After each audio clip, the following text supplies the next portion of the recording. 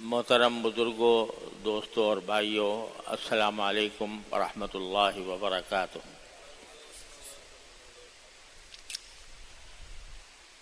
اللہ تعالی جلالہ کا فضل و کرم ہے کہ اس نے ہمیں یہ شعبان کا مہینہ عطا فرمایا، جس کو رمضان المبارک کا مقدمہ کہا جاتا ہے۔ اور جیسا کہ پچھلے جمعہ میں نے عرض کیا تھا، رسول کریم سرور دو عالم صلی اللہ علیہ وسلم اس مہینے میں بکثرت روزے رکھا کرتے تھے، اور اس کی جو 15ویں شب ہے، جو انشاءاللہ آج مغرب کے بعد سے شروع ہونے والی ہے، اس کو اللہ جل جلالہ نے خصوصی برکت کی رات بنایا ہے۔ اور اس رات میں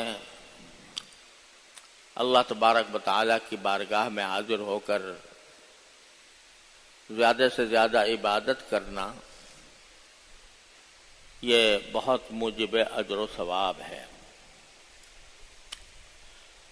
اس معاملے میں ہمارے معاشرے میں کچھ افراط و تفریط پائی جاتی ہے۔ کچھ حضرات وہ ہیں جو یہ کہتے ہیں کہ شب برات کی فضیلت کی کوئی حقیقت نہیں، اور مثلا اگر آپ سعودی عرب جائیں اس زمانے میں، تو وہاں نہ صرف یہ کہ اس رات میں جاگنے کا یا اس رات میں خصوصی عبادت کرنے کا کوئی اہتمام نہیں ہوتا،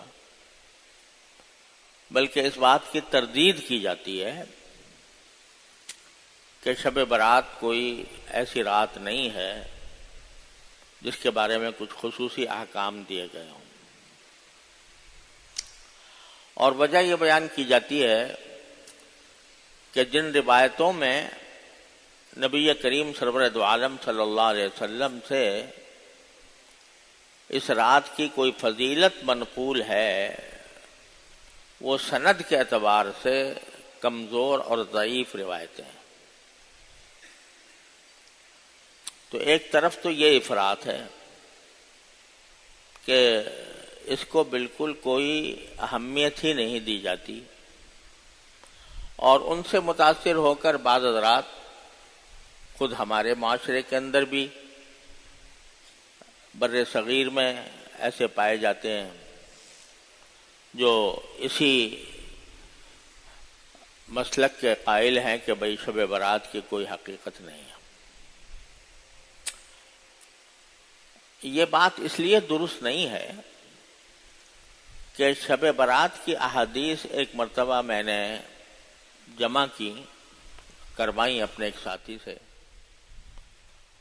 تو پتہ چلا کہ شب برات کی فضیلت کی احادیث 17 صحابہ کرام سے مروی ہے۔ 17 صحابہ کرام رضی اللہ تعالیٰ عنہم سے روایت ہے اس کی کسی نہ کسی فضیلت کے بیان کی۔ تو یہ قاعدہ ہے محدثین کا بھی کہ اگر ایک روایت چاہے انفرادی طور پر اس کے راوی میں کوئی کمزوری ہو، لیکن وہ اتنے مختلف طریقوں سے اور اتنے مختلف صحابہ کرام سے مروی ہو کہ ان کے بارے میں یہ سمجھنا کہ یہ سب نے گھڑ کے بنا دی ہے، یہ محدثین کے نزدیک بھی صحیح طرز عمل نہیں ہے۔ ایک بات تو یہ ہے کہ 17 صحابہ کرام سے مروی، اور ان میں سے بعض احادیث ایسا نہیں ہے کہ ساری کی ساری ضعیف ہوں، کچھ ایسی بھی ہیں جو ضعیف نہیں ہیں۔ اور دوسری بات یہ ہے کہ ایک کسی بات کے اوپر اگر امت کا تعامل چلا آتا ہے،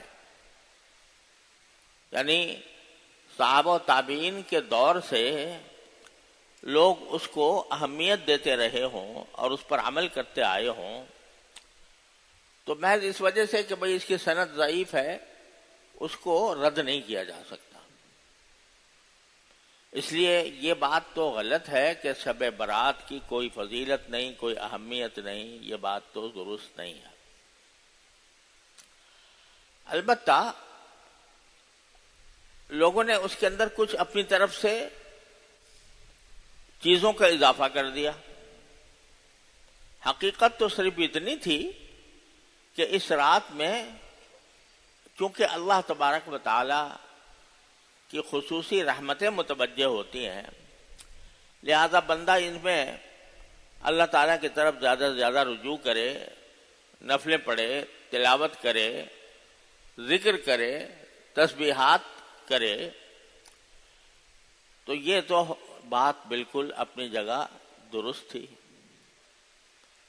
لیکن بعض لوگوں نے اس کو آگے بڑھا کر اس میں کچھ اعمال تجویز کر لیے اپنی طرف سے، جو نہ قرآن میں، نہ حدیث میں، نہ صحابہ کرام کے عمل میں، نہ امت کے تعامل میں،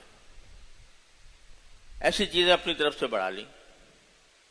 مثلا ایک زمانے میں پہلے یہ ایک رواج ہو گیا تھا کہ اس رات میں خاص نماز پڑھی جاتی تھی، اس کا خاص طریقہ تھا، اس کی خاص رکعتیں تھیں، اور یہ کہا جاتا تھا کہ بھئی اس قسم کی نماز پڑھنی چاہیے شب برات کے اندر۔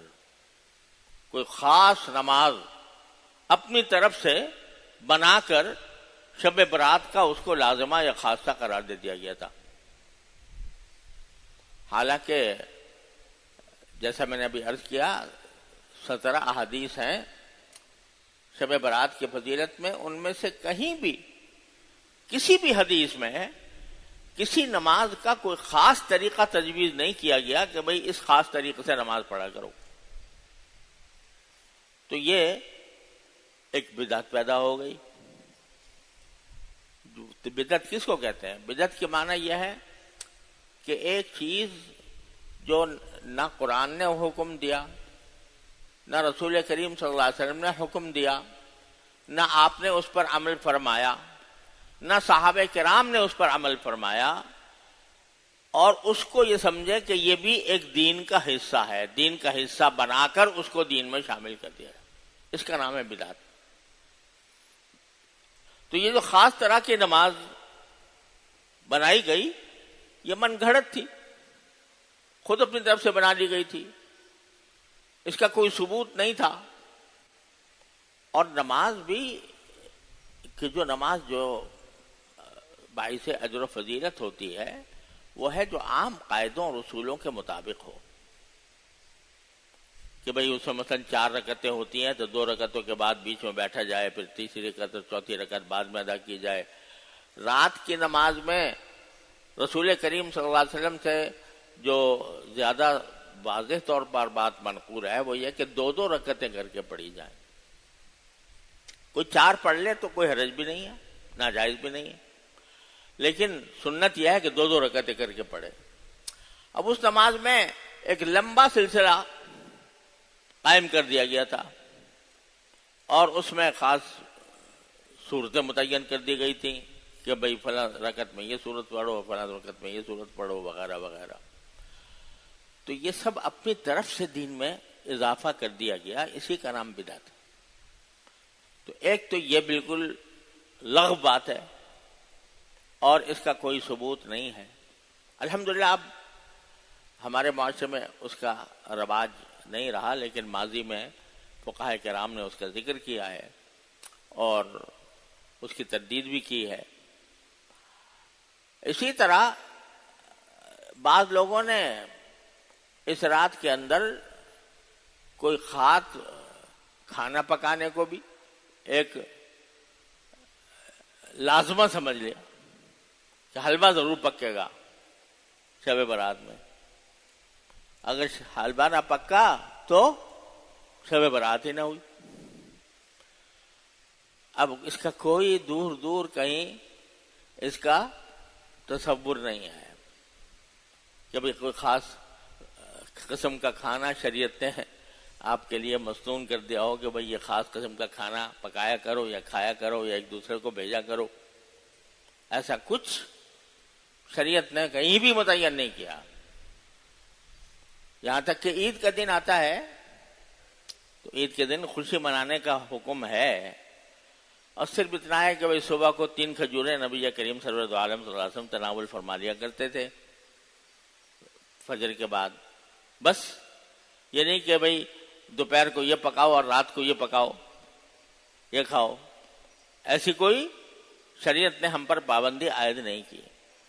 تو اپنی طرف سے یہ بنا لیا گیا، اور بنا کر اس کو شب برات کی ایک سنت قرار دے دیا گیا کہ شب برات کا ایک لازمی حصہ ہے، شب برات کی لازمی سنت ہے کہ حلوہ پکایا جائے، اور وہ اس کو بھیج رہا ہے وہ اس کو بھیج رہا ہے، تبادلہ ہو رہا ہے حلووں کا.